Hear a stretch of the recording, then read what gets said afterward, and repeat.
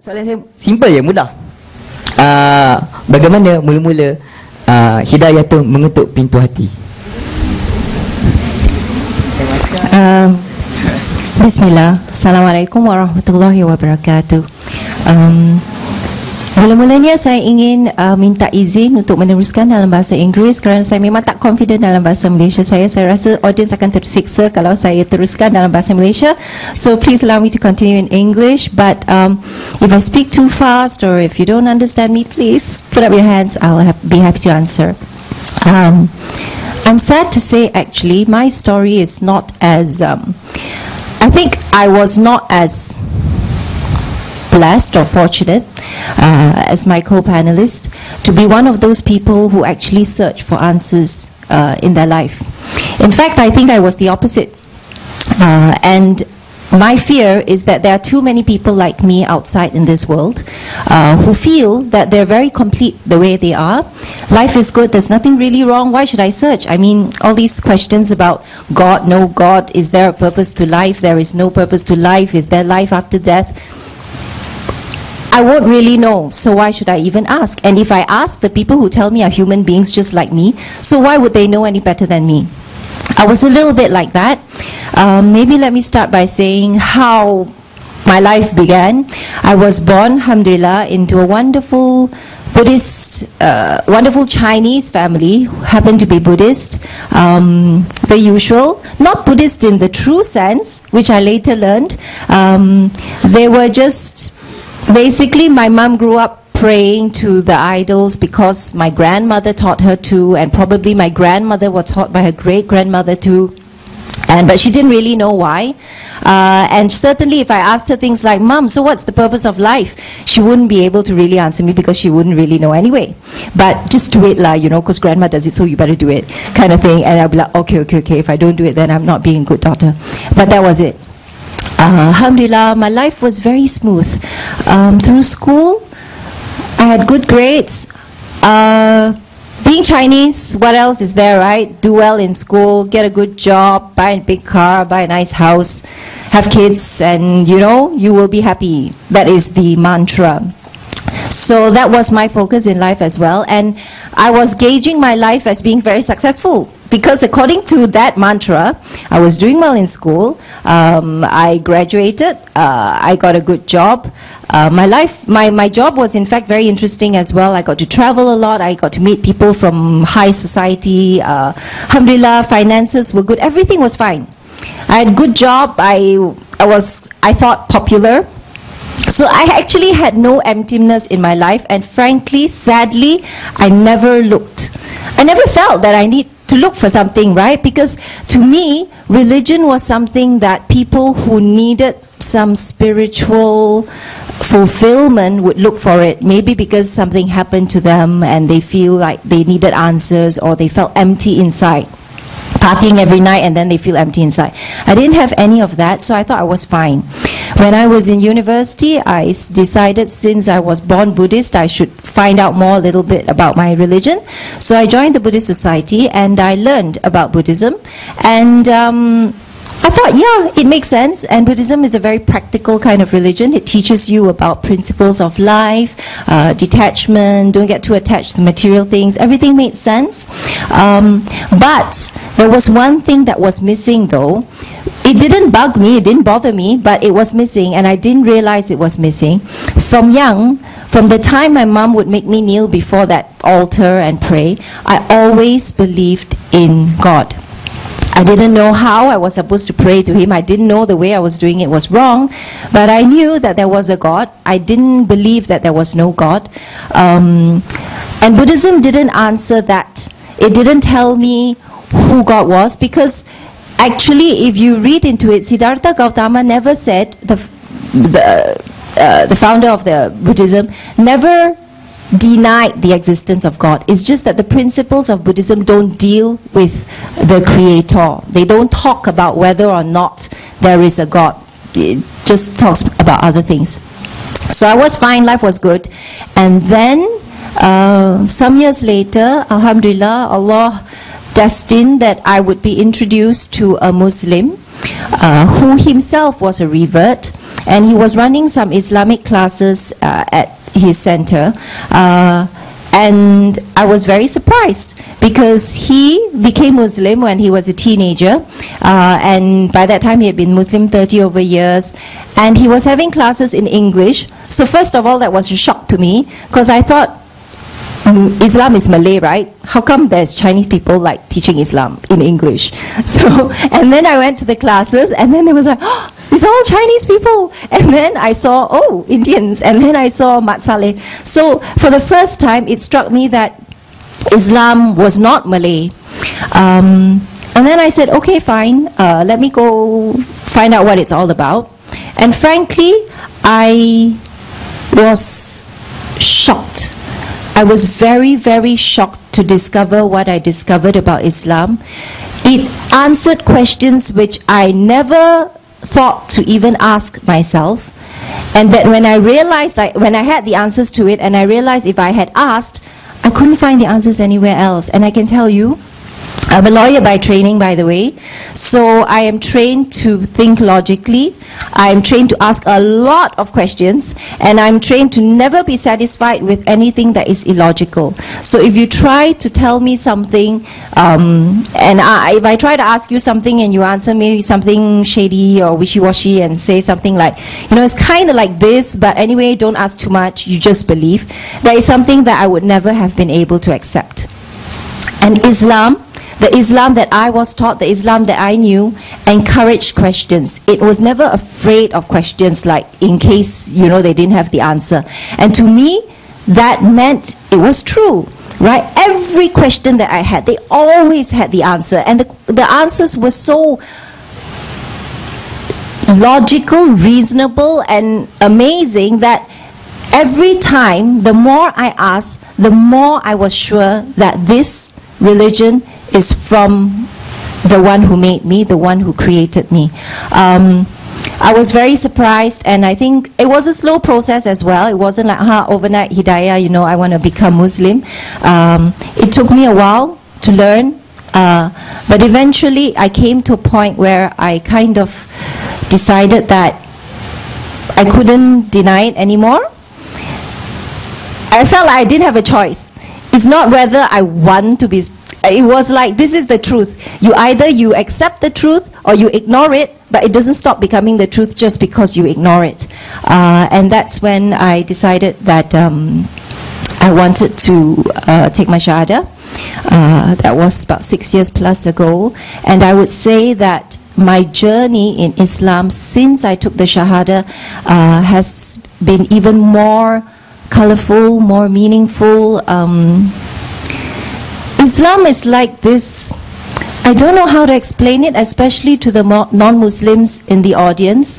I think what I would say is that, and it ties a lot to the question or the topic at hand, why am I living in this world?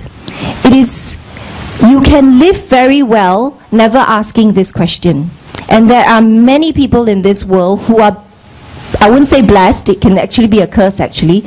They're blessed with so much, they never have to ask this question.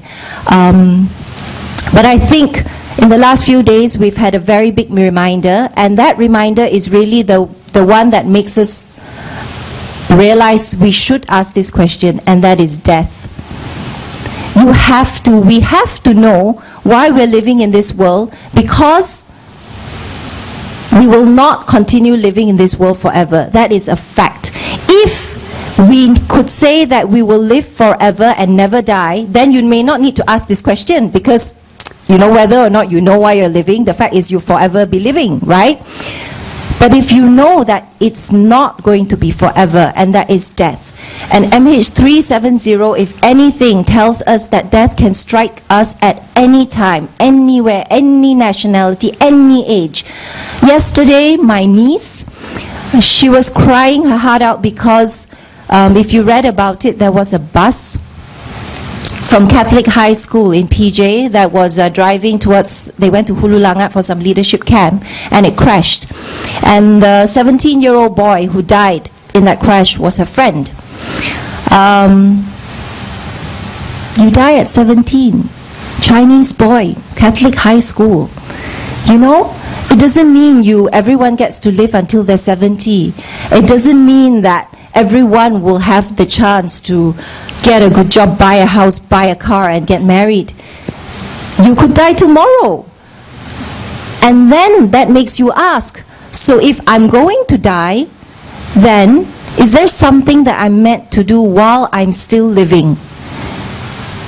And the next question is, why should I know if there is something that I'm meant to do while I'm still living? If there is no difference, whether you know or you do not know, it's something out there anyway. When I'll die, I'll find out, and it wouldn't matter anyway for me to know now, then you wouldn't have to search, and you wouldn't have to find the answers. But, and as Islam tells us, as Allah has told us, and the believers here will tell you, we know the one who has made us has told us, in fact, the one who has made us has warned us that this life is only for a short while. For some people, it's shorter than others. Some can die as a teenager, some die when they're older. But the point is, everybody eventually will die.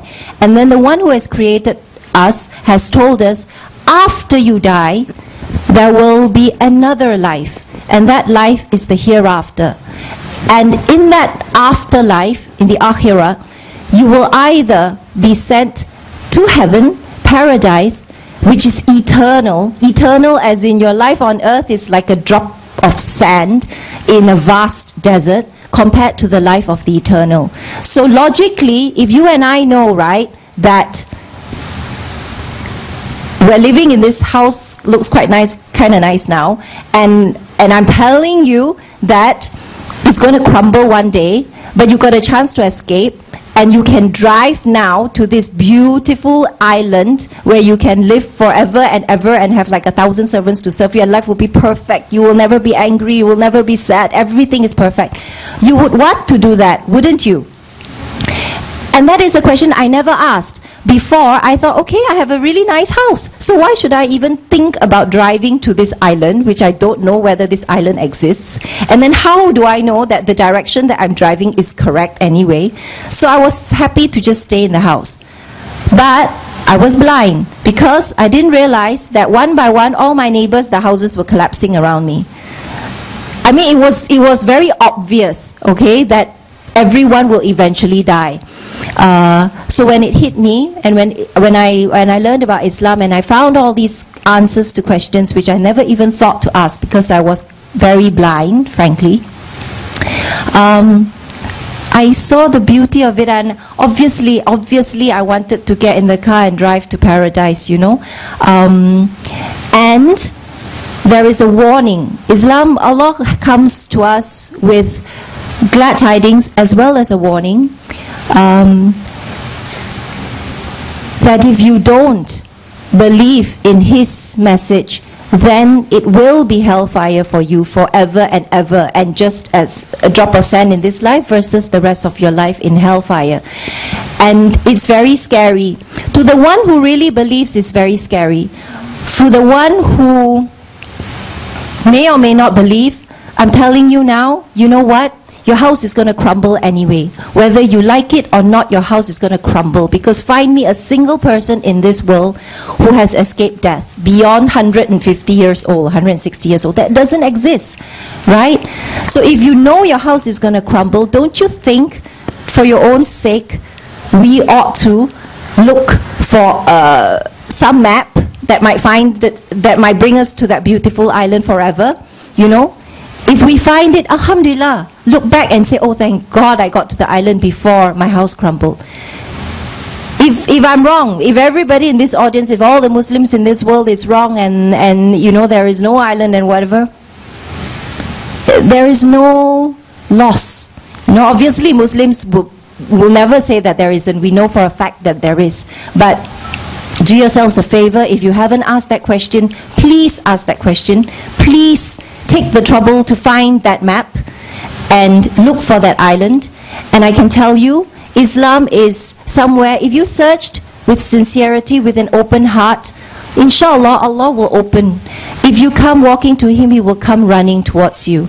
And I also want to say, having found the meaning of life or the reason why I'm here. I'm very worried because it's not like you hop in the car and definitely you get to the island, you know.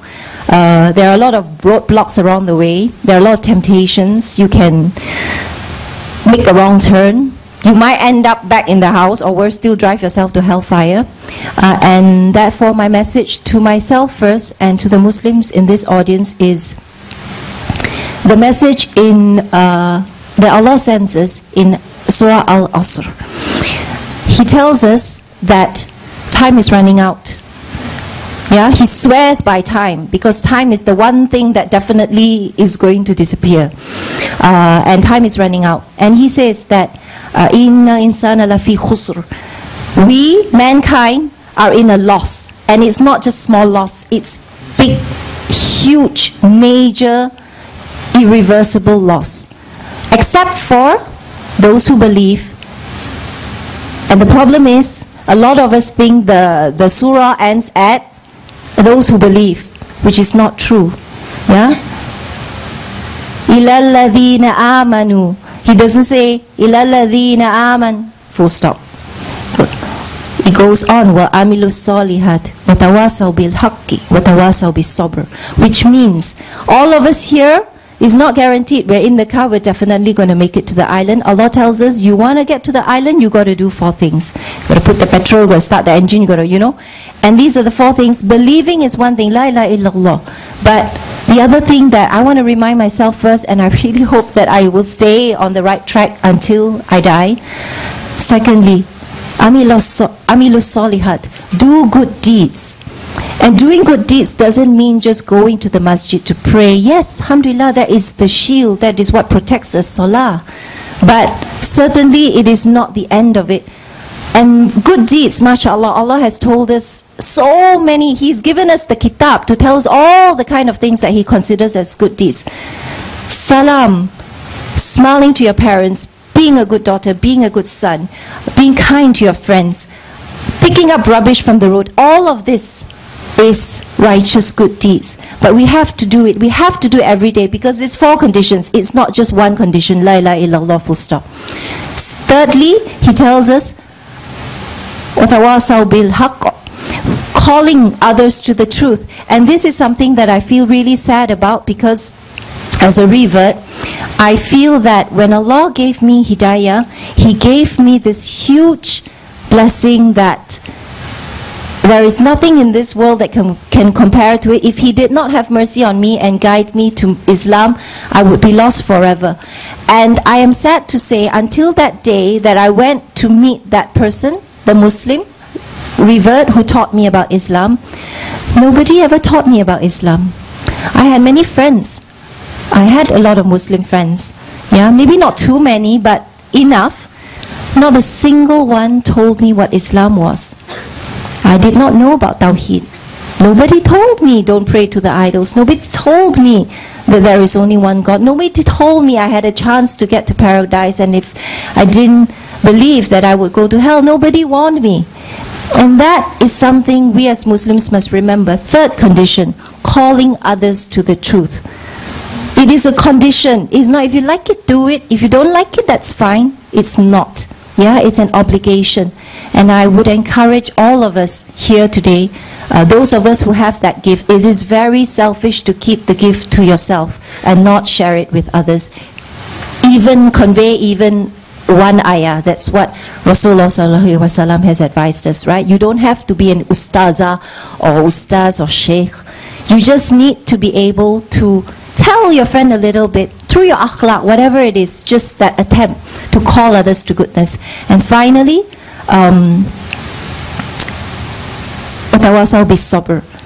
patience.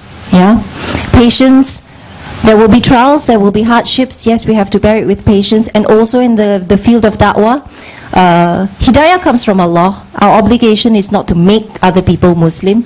Our obligation is to try to convey the message and then be patient.